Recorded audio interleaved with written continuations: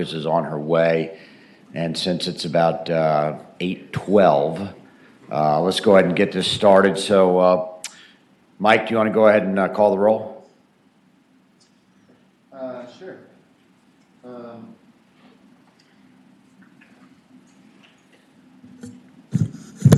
Senator Peterson? Here. Senator Newman? He's not here. Senator Vogel's also not here. Senator Locke? Here. Senator Eben? Here. And Senator Lucas is on her way. Okay.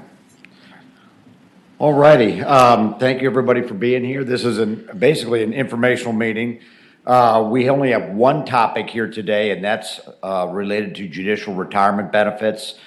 We had legislation in the 2022 session that proposed to modify the retirement benefit for judges, and the staff will provide a brief overview of the topic. Then we'll hear from Trish Bishop from VRS, who will provide an overview on judicial retirement system and options to potentially enhance retirement benefits for judges. So, Mike, if you want to start. Thank you, Mr. Chairman. So I'm just going to do a brief overview this morning. And also, just to start off, as you all know, I think you've been notified that Adam Rosatelli, who was in their staff, had been assigned to general government and has moved on to a new job opportunity. So I will be temporarily handling general government, along with Katie Robertson, who's over here. She'll handle judicial and the comp board. So between the two of us, we'll handle general government for now, and we'll see if we can get someone in place prior to session. So with that, so the purpose of today's meeting, as the chairman mentioned, is just to focus on the judicial retirement system. So as a result of Senator McDougal's bill, Senate Bill 382 for this past session, but that was introduced to kind of change the retirement multiplier for the system from 1.0 to 1.7, which, as you know, that would take you kind of back to Plan 1 in the VRS system, and that would be for judges age 55 and older. The bill was continued in Senate Finance and Appropriations Committee to the 2023 session with direction to staff to work with VRS and other stakeholders to look at, to evaluate the issues related to it and to report back to a general government subcommittee meeting. And that's the purpose of today's meeting. Okay. So just looking at the JRS work group, so that included staff from Senate Finance and Appropriations, as well as the Virginia Retirement System and the Office of the Executive Secretary of the Supreme Court for their input as well. The work group met on 2 occasions, went over, basically reviewed the entire judicial retirement system, and VRS was very kind and did a lot of work to model different options, which you'll see when you get to their presentation. They have a lot of detail on that. And certainly, you know, one piece of the focus was looking at, and you can tell me if there's any other direction that y'all are looking at going, was really looking at like more private sector attorneys who maybe later in their career would have a judgeship, and basically making sure that is the retirement that they could get from serving as a judge sufficient enough to kind of encourage, you know, a large pool of applicants to want to be a judge. So that was kind of like the focus, and you'll see VRS can, through their presentation, will kind of highlight kind of the past experiences of judges, where they were with state service before they entered a judgeship. But before we get to VRS, there are 2 things that I just want to mention first very briefly. And I think Senator Peterson, one of the questions that you had was for federal judges, what is their retirement benefit? So basically under federal law, federal judges basically, if they meet the age and service requirements, they basically retire with their salary. Right. And so, the law itself says to receive an annuity equal to it. So I'm not sure if the federal system actually purchases annuity, but the key is that they continue to receive their annual salary. Oh, Mike, and let me just break in, because to explain that, federal judges are not reelected. Once they're elected, they're on the bench unless they're impeached, unless they choose to retire. And one of the reasons why they keep that annuity is so they have an incentive to go ahead and retire, so they'll keep getting paid the same amount of money.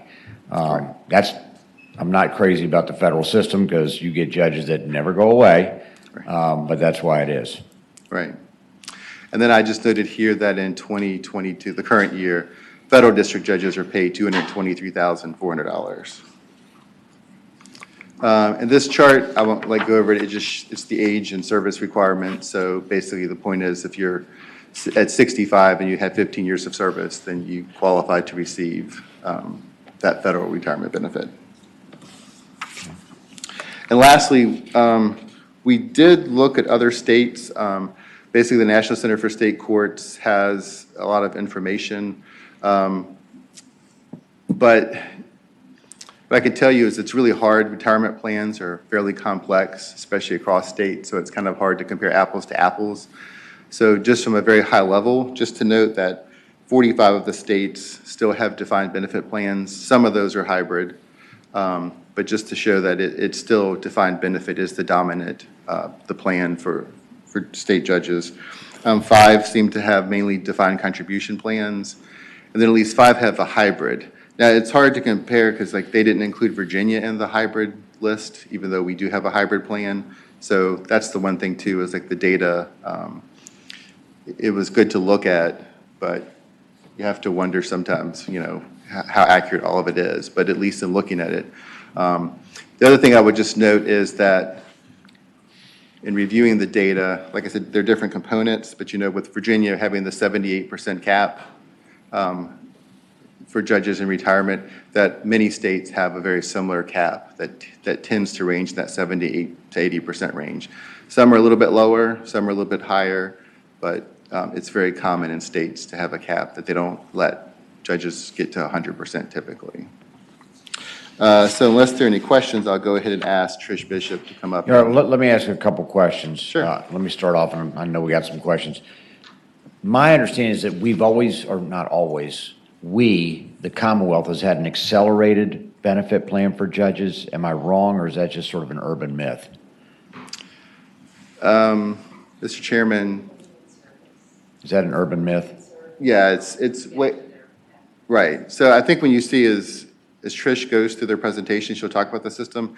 But yes, they do get weighted service. So based upon the age at which they start their judgeship, that they'll get a multiplier that I think on the high end and later is 2.5. Is that correct? Yeah. Okay. So they get that many years of service for every actual year of service. And then remind me, what is the salary for a circuit judge? Is it $165 a year? Jill? Maybe? Anybody? I would have to double check on that, but. And I know it's then GDC and J&D, it steps down a little bit. I think it's $165 for a circuit, $175 for Supreme Court, I think. Yeah, I can get that for you. Okay, that'd be helpful. Okay. Any questions for Mike? Okay, Trish Bishop, please.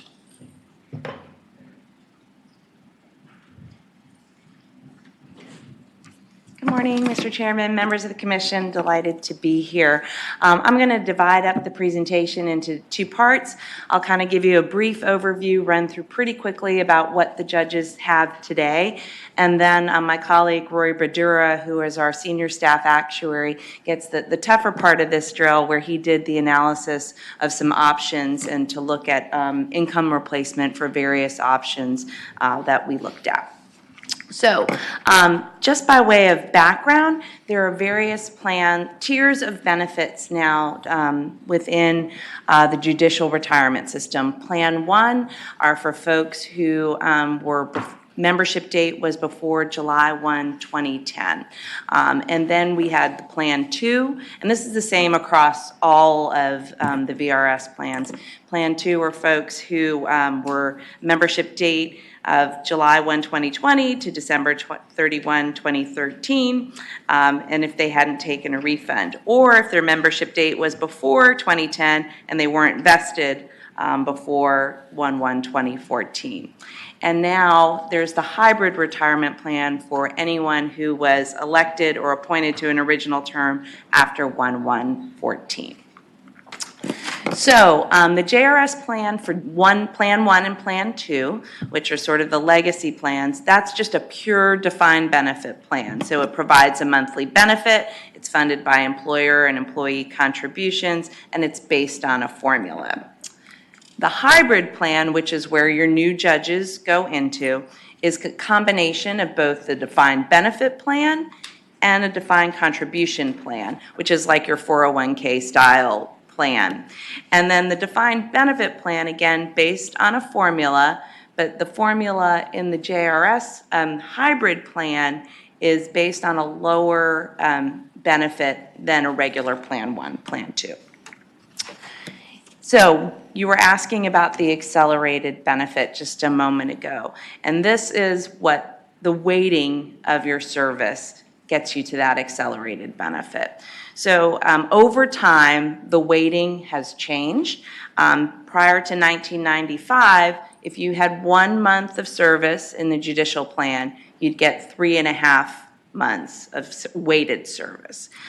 Then there was a change to the weighting, and so if you had an original term on or after 95, but before 2010, 1 month would be equal to 2.5 months. Then, after 2010, the weighting was divided up based upon age. Good morning, Senator Lucas. So if you are less than age 45, you would, at the point you were appointed to the bench, you would get 1.5 times your 1 month. If you were age 45 to 55, you would get 2 months for each month you serve. And then if you were at age 55, you would get 2.5 months for each month you serve. So that gets you your benefit faster, the weighting. So this is a little small on the screens, but we were asked sort of like, what age are JRS members at appointment? And so at the bottom of this slide, it's prior to 2010, prior to when the hybrid plan went in, when the changing to the weighting took place. It was more heavily weighted toward those who were 55 and less. Now, after 2010, you'll see that they're pretty spread across fairly evenly, with about 78 folks currently in the judicial system who are less than age 45 at appointment, 115, about a third of them who were between 45 and 54, and about 107 who were 55 or older at the age of appointment. So the distribution is spread fairly evenly across various ages. So judges can take a reduced retirement as early as age 55 with at least 5 years of service. And so a reduction, when we say reduced, if you're less than meeting the age and service provisions for an unreduced, there's an actuarial reduction that's applied. On the unreduced side, your age 65 with 5 years of service will get you to an unreduced benefit, or age 60 with at least 30 years of service.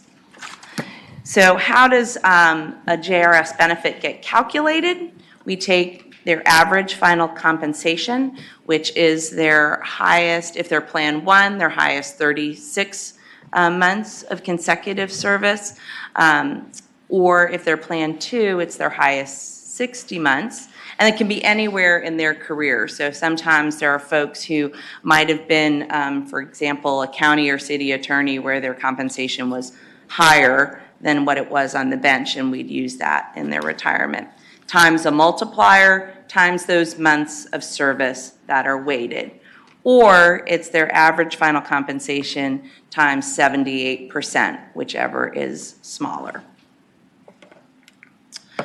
So when we think about the multiplier, and that's in this formula here, when we look at average final compensation, multiplier times the years of service, the multipliers are different based on the benefit tiers. So for folks who are the Plan 1 folks, their multiplier is 1.7. And then if you're Plan 2, you are 1.65. And then if you are after that, if you're in the hybrid plan, the multiplier is a 1%. And on that previous legislation, that was the desire to change that multiplier from the 1%. And so in essence, it would have been 1.7 plus all of the benefits of the defined contribution plan. So it would have been more combined than the previous Plan 1 or Plan 2. So mandatory retirement for judges is age 73.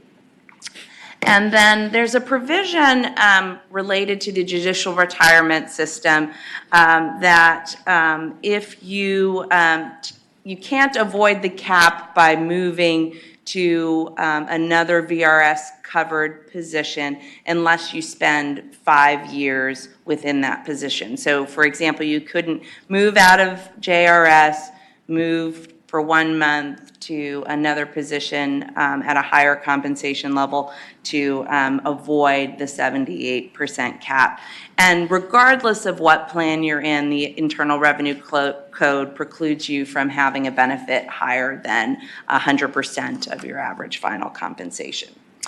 So in addition to those benefits that are in your pension, there's also a health insurance credit. This is not unique to JRS, just sharing that. They also get group life insurance as part of their benefit. And as part of the pension plan, we also provide a cost of living adjustment. This is the same as every other person in a VRS covered position.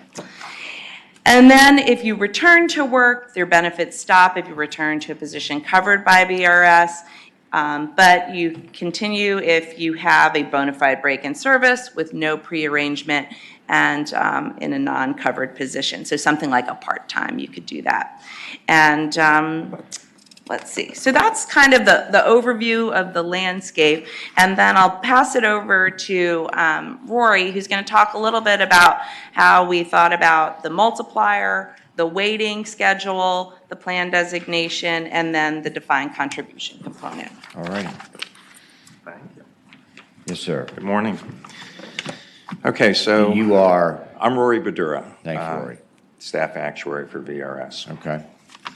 I think if we, is the clicker? Okay, so I'm going to get in a little bit with the options that we looked at for the JRS plan. These are some of the things that we considered, looking at the multiplier, looking at that weighting factor for the service, potentially switching plans, and then the other trigger was in the hybrid plan, there's a defined contribution component, and so we had some ability to change that as well. Before we get into it, Trish, I think, may have touched on this briefly, but just the cap that is in place, the 78% cap is in code, and then there is a Internal Revenue Code that requires that the benefit payable can't be greater than 100% of the AFC. One of the other things that we just wanted to bring to your attention is that we did look at, in the instance where if you were going to change plans and move people from the hybrid plan, with potentially going back to Plan 1 or Plan 2, and discussing this with our outside counsel, in order to avoid any sort of cash or deferred arrangement, if you were going to make a switch and give people an option to move back to a Plan 1, Plan 2, they said in order to avoid any sort of coda, that you would not give people an option. Like if you were going to move them back to the plan, but don't give them the option of remaining in the hybrid or going back to Plan 1, because you could potentially have a coda issue. So just wanted to briefly touch on that. Help me here. So in other words, people would essentially buy their way back into option 1 or option 2, which is defined benefit? Well, if one of the options was that you were to say, well, we're going to move people, just move them back to Plan 1, or give them the option. Which is defined benefit. Right, move them back to Plan 1 defined benefit, we'll give them the option. If you were going to give them the option to do that, right, you might run into a problem, specifically with Plan 1, because Plan 1 right now, the members don't pay the 5% member contribution, or if you're in the Plan 2 or the hybrid, you do. Right. So if you opened up that and gave them a choice between remaining in the hybrid or Plan 2 where they have to pay it versus jumping back to Plan 1 where they don't have to pay it, you could run into an issue of you're offering a CODA or cash or deferred arrangement. And is that illegal through the IRS? Is that what? Yes. Okay. Yeah. So in other words, let's say if I did not make my employee contribution, so I'm on the defined contribution, I didn't qualify for one, and I said, well, now I want to be back in one because the stock market's falling apart, so maybe I'll go back to Plan 1 and I'll write a check so I can kind of ex post facto make up those payments. I guess the biggest issue with it is if we're going to do it, don't give people the option, just say, you're going to be in Plan 1. And Okay. then you wouldn't have. But when you introduce the option, that's when you have a potential problem. Okay, all right. Okay, so jumping ahead here, just looking at the demographics of the group, and these were as of June of 22, you'll see that a majority of the people are in the hybrid plan. And one of the things that we looked at, you have those two charts below. The one that's on the left is looking at the total population. And one of the things that we were looking at was to try to see how many of the judges, when they were appointed, had any prior VRS service. And this kind of shows that of the entire group, that 54% had no prior VRS service before becoming appointed. And then if we looked at just the subgroup of the hybrid members, which is on the right-hand side, similarly, we had 51% of those people, or the judges that were appointed, had no prior VRS service.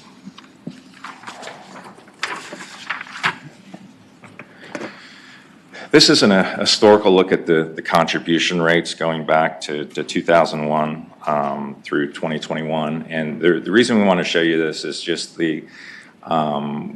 prior to the hybrid being introduced, that the contribution rates for the judges plan were over 50% of covered compensation. And so you can see that when they were introduced, the first year that they went into effect, and I guess 2017, there was a pretty big drop in the rate, and we've continued to see it trend down since that point in time, where today, the contribution rate is a little bit over 30% of covered payroll. So there is a significant savings with the members going into the hybrid plan for the employers. And similarly, this is just the funded status of the plan, and you can see that in 2014, the funded status was 72%, and it has continued to climb over that period to, as of the end of fiscal year 21, it was at 91%. We put this together prior to the 22 valuation that is subsequently, it's dropped down to about 85% as of June of 22. But again, just to show you that there has been improvement in the funded status over the last several years after the plan change. This is a breakdown of the benefit tiers that are in the judges plan. So we have the Plan 1, Plan 2, and the hybrid. And we develop a blended rate that's at 30.67 that you see on the right. But if we look at the cost of the plans by themselves, you'll see that the Plan 1 cost is almost 38% of covered payroll. The Plan 2 cost is 36.3, and then the hybrid cost is about 10% less than that at 26.39%. So again, a considerable savings due to that plan design with the hybrid. This is takes a look at the service weighting, and there's 3 different bands of service weighting. If you're appointed prior to age 45, the service weighting is you get 1.5 years of service for each year served. Between the ages 45 and 54, you get 2 years of service for each year served, and over age 55, you get the 2.5. And so the top exhibit just shows how many years that a judge appointed would have to work in order to get 30 years of retirement service. And it varies for 20 years for under age 45 to 12 years if you're appointed after age 55. And then the exhibit below, there is a mandatory retirement age of 73. And so just looking at the amount of service that a judge would have appointed at those different age bands, if you're appointed at age 40, you would have the equivalent of 49 and a half years of retirement service at age 73. For the 45 to 54, you'd have 46 years of service, and if you appointed at age 55, you would have the equivalent of 45 years of service if you went all the way to age 73. Okay, so this is our first look at the replacement ratios, and the replacement ratio just looks at the value of the benefit at retirement age compared to the compensation that you had prior to retirement. And we have it broken down by the different benefit tiers. And so on the left-hand side, we have the JRS plan. And this slide is really just to show the inherent subsidy in the weighting of the service that they receive. And so for a person that was hired at age 40 and retired at age 65, if you were in the judge's plan, you would have a replacement ratio of 62%. Excuse me, my page is a little small here, 63.8%. If you're a Plan 2 member, it would be just under 62%. And then for the hybrid plan, we have two bars showing. There's the hybrid minimum and the hybrid maximum. And in the hybrid plan, you have the minimum mandatory 1% contribution that goes into the DC component, and that gets matched 1-for-1 by the employer. So the minimum contribution going in would be 2%, and so that's the first hybrid bar. The bar on the right is if you put in the maximum.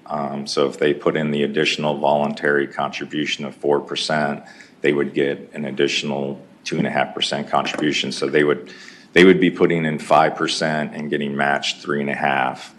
And then in addition, you'll also see that there's some different colors on that bar. So we've modeled these assuming 3 different rates of return on the DC component, a 5%, 6%, and 7% return. And based on that, if you're looking at the maximum, you would have a replacement ratio that would range from 67 to 77% based on what kind of rate of return you had on your DC holdings. And conversely, if you look over at the state plan, just as a comparison, you see that Plan 1 member would have a 42.5% replacement ratio versus the judge's plan with a 63. So they're all considerably lower. And again, this is to demonstrate the effect of the weighting that the judges receive.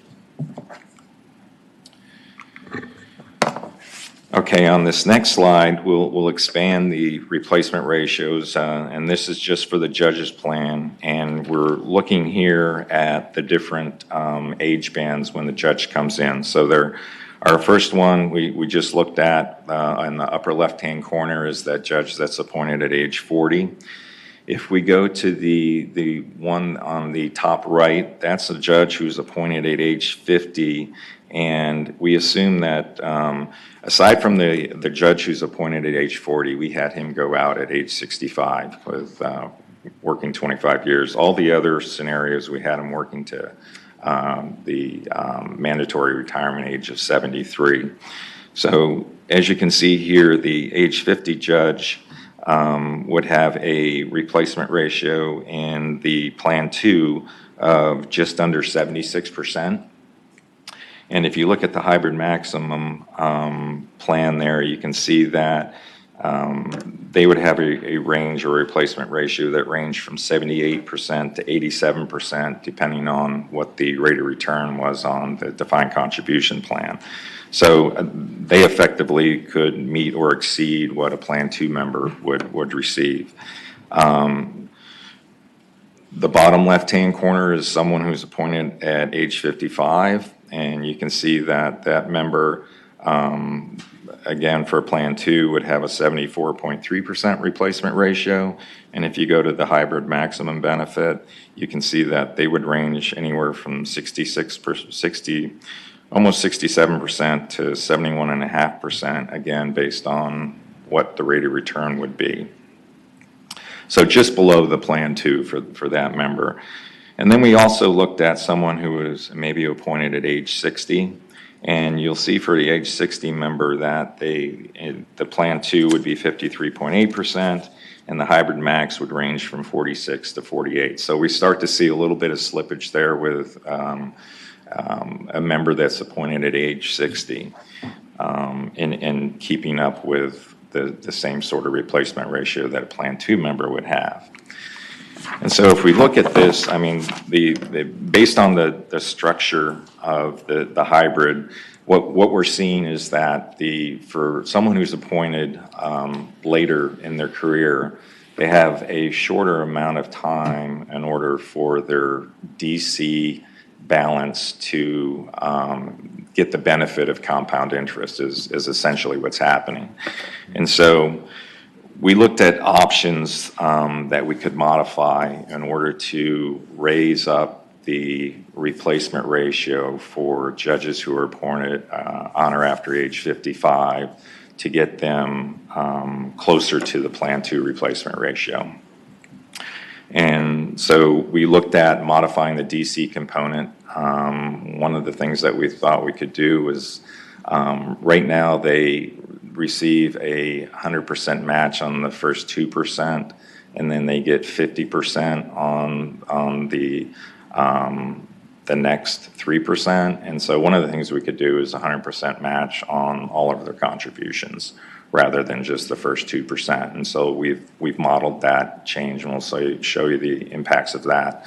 One of the other things that we did is when we started looking at the DB component and whether or not to change the benefit multiplier, which is currently 1%, we looked at increasing that to 1.1% rather than 1%.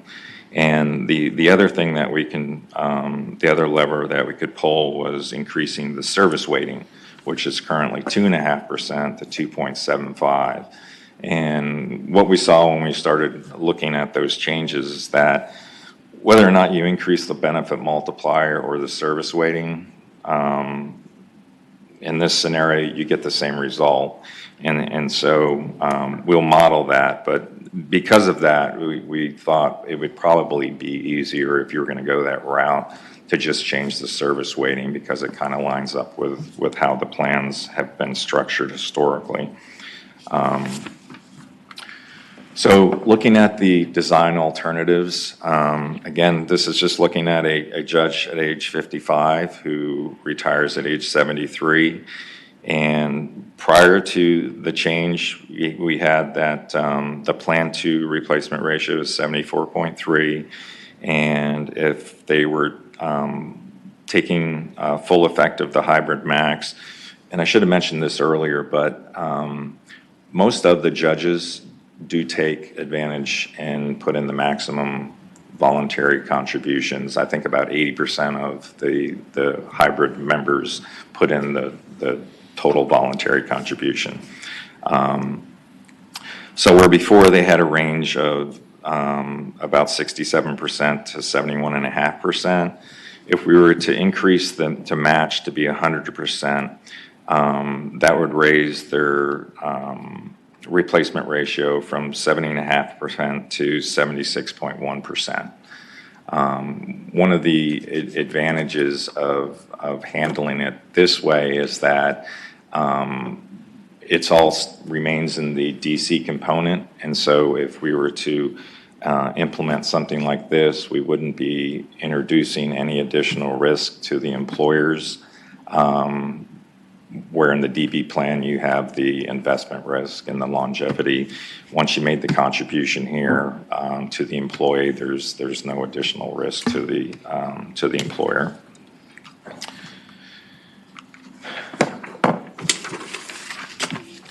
This design alternative, and you'll see that the results, this was if we increase the benefit multiplier from 1% to 1.1%. And in this case, we would change the replacement ratio from 71.2% to 76%, which was pretty close to the impact that we saw with increasing the match to 100% for all the contribution. So similar result, just a different way of getting there. But again, by doing this, we're changing the DB component, and so we're increasing the risk and cost of the DB plan a little bit if we go this route. And then increasing the service weighting, you get the exact same result as you get as if you were to increase the benefit multiplier. You get the same percentages. As I mentioned earlier, effectively, those two are get you the same result no matter which way you go. But again, this would be impacting the DB component of the plan. So as it differs from the 100% match on the DC, it introduced some additional risk to the employers. And the final slide that I have here is just a high-level look at the cost of these alternatives. On the left-hand side, that's the cost of increasing the match to 100% on all the contributions.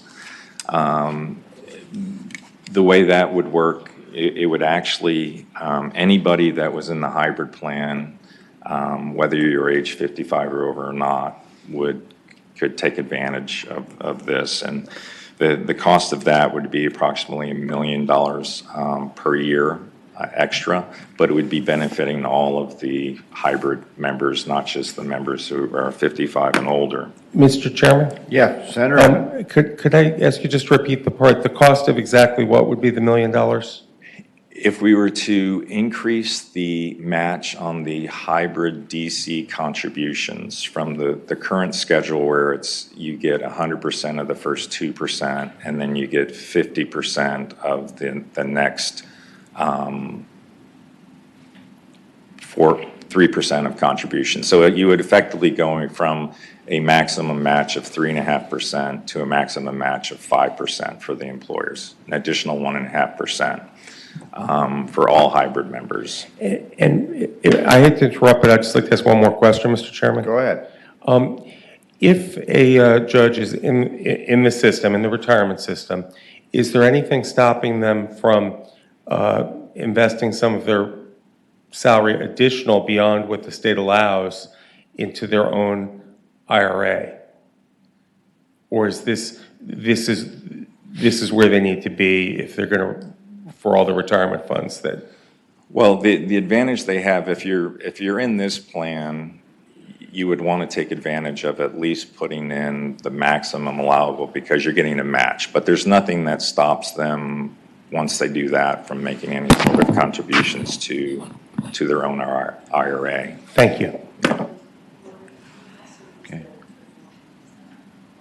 Right. Yeah, and as Trish mentioned, they could also use the VRS 457 plan and make additional contributions there, where there is a small match associated with that as well. Final question. Yep.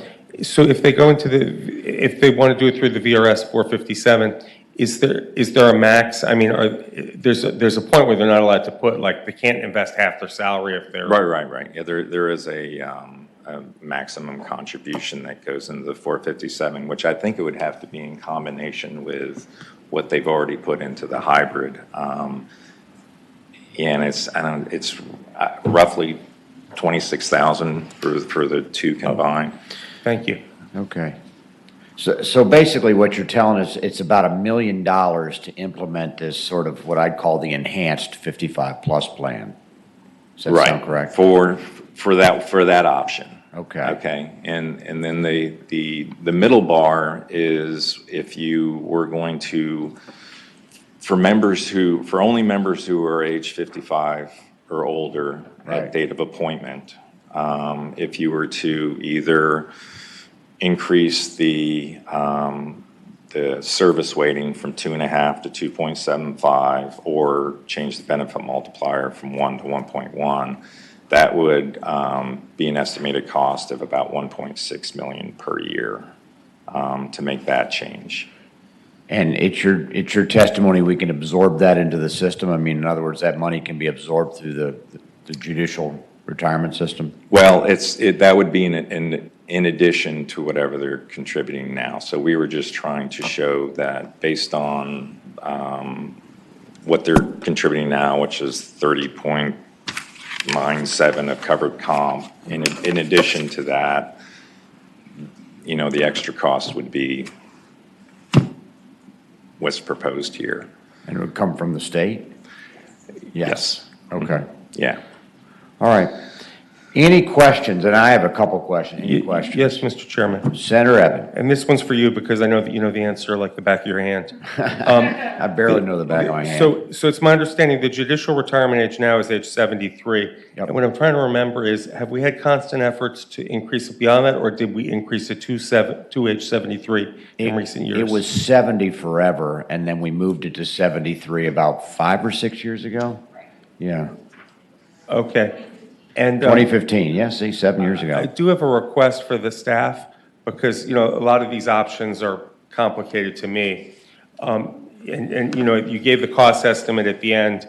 I assume that we'll have, Mr. Chairman, before the session starts, kind of a menu of the options and what the cost would be. Yes, and let me sort of step back and sort of talk about the bigger issue here. The bigger issue is paying judges a competitive salary so we get the top legal talent. That's the issue. Absolutely. Okay? And right now, our salaries are not where they were inflation adjusted, say, 20, 25 years ago. They're just not, okay? Take my word for it. And that impacts the candidates you get. And one of the ways we can make it up is having an enhanced pension plan. In my opinion, at the end of the day, you got to pay people what they're worth, but that's another conversation. It's a good, well, we can have it right now. The one thing I will say is, and having been in private practice 28 years, almost every attorney in private practice, and I know I got one of the most successful attorneys to my left here, they're going to have their own 401k. So they're not going to walk into this judicial position without any retirement savings. Okay, so they're not helpless. They know what they're doing. I just think that, again, if we're going to recruit people at the top of their game, which tends to be people in their, let's say, late 40s, early 50s, that's when you're making the most money in this business, that you need to be paying probably closer to 200 grand. Sorry to shock y'all. I don't think, Mr. Chairman, I don't think it's a shock. I'd second Okay. that motion to All right, increase the well. salary if we had the money. All right. Questions from the panel? Senator Locke, yeah, you want to be a judge? No. No. Mr. Chairman? Yes, sir. Go ahead, Senator Evan. So I remember we've had those debates about when we raised the judicial retirement age to 73. Was there ever any appetite to raise it beyond 73, or is that as far as politically we're going to get I think for now? politically, and to be honest, it's always the party in power that likes to raise the retirement age because they have, let's face it, they don't have the control over the judges. 73 is high. I mean, it's as high as it should be. Most law firms, I think once a partner gets to be 70, they're going to start transitioning to senior status. It's just the reality of the world. So I think 73 is probably a little bit higher. No, it is what it is. So. Okay, any other questions on this judicial retirement? And Senator Evan asked, and I think it's the correct question, are we going to get sort of a menu of these options? And is Senator McDougal going to bring the bill back, or should somebody on this panel bring the bill? How should we handle that? Mr. Chairman, I mean, we can certainly reach out to Senator McDougal and Okay. kind of give him this presentation to let him look at it and understand. And certainly I can report back if he thinks he's going to do it again. Okay.